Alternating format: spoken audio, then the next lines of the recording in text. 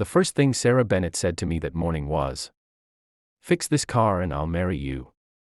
She said it with a crooked smile, a coffee cup trembling between her fingers, and tears she was trying desperately not to let fall. I laughed. I actually laughed. Not because it was funny, but because sometimes the human heart doesn't know what else to do when something hurts too much. Sarah's old blue Honda sat between our houses with its hood raised, steam curling into the cold November air. One headlight was cracked. The passenger door was held together with duct tape. And the engine had made a sound that, in my professional opinion, could only be described as a dying lawn mower. "You're serious?" I asked. She wiped beneath one eye. "Completely serious." I leaned against the fender. "Sarah, you've known me for 4 years. Exactly. And you think repairing your car qualifies me for marriage?" "No," she looked at the car. "But if you can bring this thing back from the dead, maybe there's hope for me too." That stopped me. Sarah had always been the kind of neighbor who waved from her porch, brought cookies at Christmas, and remembered everyone's birthday except her own. But that morning, standing beside that broken Honda, she looked exhausted. Not physically. Something deeper. I lowered the hood. "Tell me what happened." She hesitated. "My daughter has a doctor's appointment in Cleveland tomorrow." I knew about her daughter, Lily. Everyone in our little Ohio neighborhood did. Lily was 9 years old, thin as a reed, with dark curls and a smile that could make a stranger smile back. She had been sick for months, though Sarah rarely talked about it. "What kind of appointment?" I asked. Sarah stared at the pavement. "The kind I can't miss." That was all she said. I looked at the Honda again. "When do you need it?" "Tonight." I sighed. "Okay." Her eyes lifted. "Okay, what?" "I'll fix it." She blinked. "You're not even going to ask how much?" "I already know how much it's going to cost." "How?" "Because whatever it costs, you can't afford it." Her mouth fell open. Then she laughed. A real laugh this time. And somehow, that little sound made the cold morning feel warmer. "My name is Daniel Carter. And I owned a small auto repair shop 3 miles from our neighborhood. I wasn't rich. I wasn't even close. I was a divorced father with a teenage son. A mortgage that seemed determined to eat my paycheck. And an ancient pickup truck that required more prayers than gasoline. But I knew cars. And I knew what desperation looked like. So I spent the next 6 hours bringing Sarah's Honda back to life. The alternator was shot. The battery was nearly dead. The fuel pump was failing, and one of the belts looked like it had survived a war. By 5 that evening, my hands were black with grease. Sarah appeared beside me carrying 2 sandwiches. "You haven't eaten." "I'm fine." That wasn't a question. She handed me one. I took it. "Thanks." She watched me work. "Daniel." "Yeah." "Why are you doing this?" I shrugged. "Because you need help." She stared at me for several seconds. "That's it. That's enough." She looked away quickly. I pretended not to notice her wiping her cheek. At 7, I turned the key. The Honda coughed. It sputtered. It rattled. Then the engine settled into a steady hum. Sarah covered her mouth. "Oh my God." I grinned. "Told you." She walked around the car twice like she couldn't believe it was real. Then she climbed inside. The heater blew warm air. The headlights came on. The radio even worked. Sarah looked at me through the windshield. "Daniel." "What?" "I'm going to hold you to that marriage thing." I laughed. "Get some sleep, Sarah." She smiled. But the next morning, everything changed.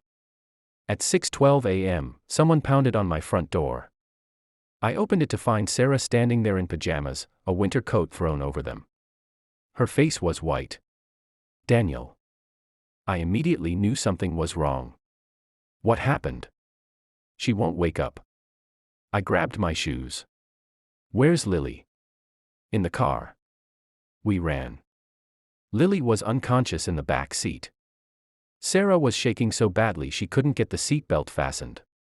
I climbed in, checked Lily's breathing, and told Sarah to drive. Hospital, I said. I know. Go. She slammed the accelerator. I stayed in the back with Lily, holding her tiny hand while Sarah drove through the morning darkness. Come on, sweetheart, I whispered. Stay with us. Lily's eyes fluttered. Mr. Daniel. I'm here. Is Mom scared? I looked at Sarah through the rearview mirror. She was crying silently. Your mom is very brave. Lily smiled faintly. She doesn't think she is. I squeezed her hand. She is. At the hospital, doctors rushed Lily away. Sarah collapsed into a chair. I can't do this, she whispered. I sat beside her. Yes, you can. No. Sarah. She looked at me. I'm so tired, Daniel. That sentence broke something inside me. She wasn't talking about the hospital. She wasn't talking about the car. She was talking about years of doing everything alone. She told me everything that morning. Lily had a serious heart condition. Her surgery had been postponed twice because of complications. Sarah had missed work so often that her employer had threatened to fire her. She had fallen behind on rent. And the appointment that morning wasn't just another checkup. It was supposed to determine whether Lily could finally undergo a dangerous surgery. Sarah had been hiding all of it. Not because she didn't trust people. Because she was terrified that asking for help would make her look weak. I reached into my pocket. Here.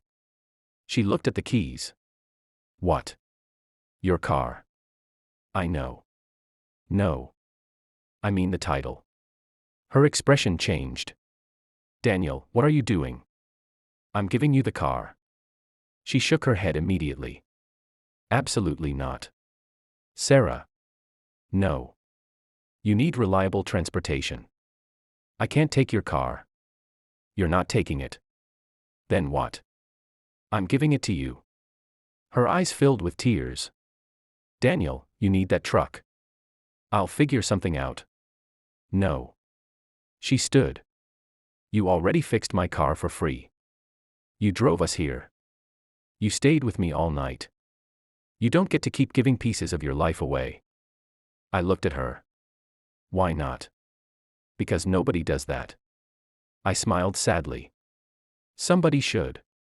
She started crying. And then she said the words I would remember for the rest of my life. Why are you so kind to me? I didn't have a clever answer. So I told her the truth.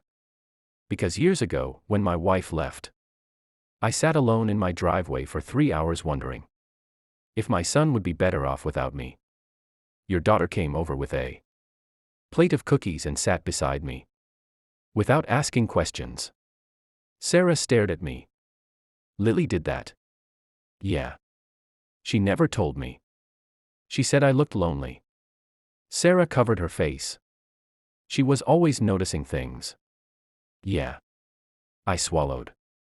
She saved me that night. Sarah lowered her hands.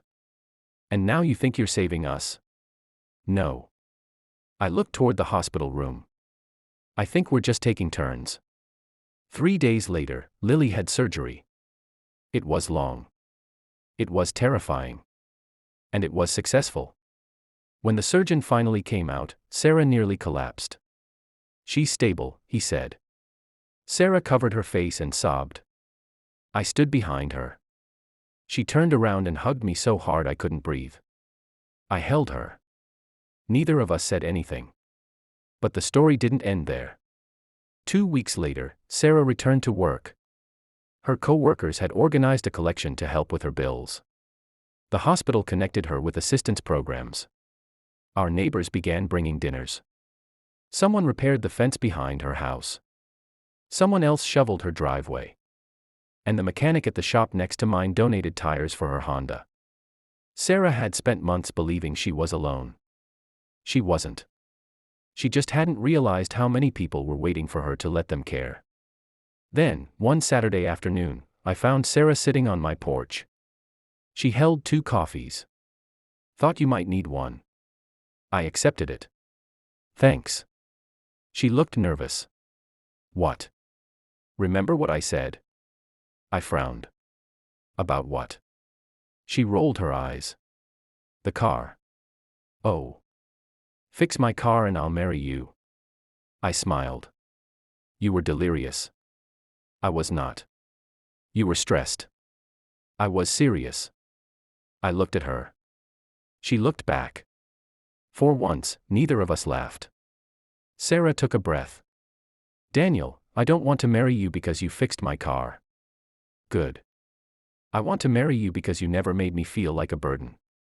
My chest tightened. She continued. You helped me when I had nothing to offer you. You sat beside me in the hospital. You held my daughter's hand when I was too scared to do it myself. And when I tried to push you away, you didn't make me feel guilty. I stared at her.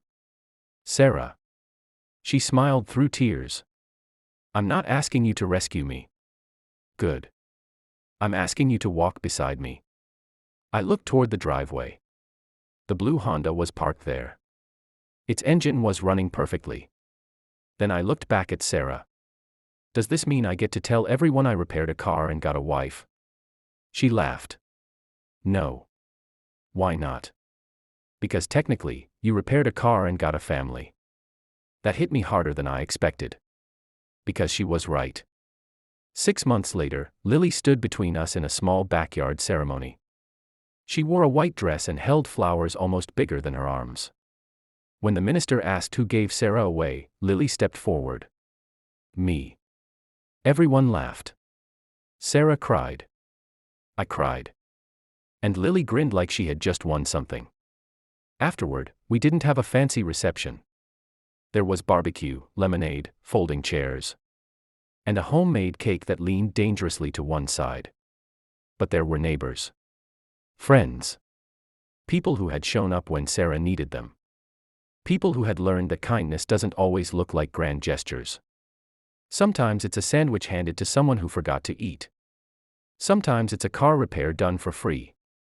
Sometimes it's sitting beside a hospital bed at 3 a.m. And sometimes, it's simply refusing to let another human being believe they have to carry everything alone. Years later, Sarah still jokes about the Honda. Whenever it needs an oil change, she walks into my garage, tosses me the keys, and says, "Careful.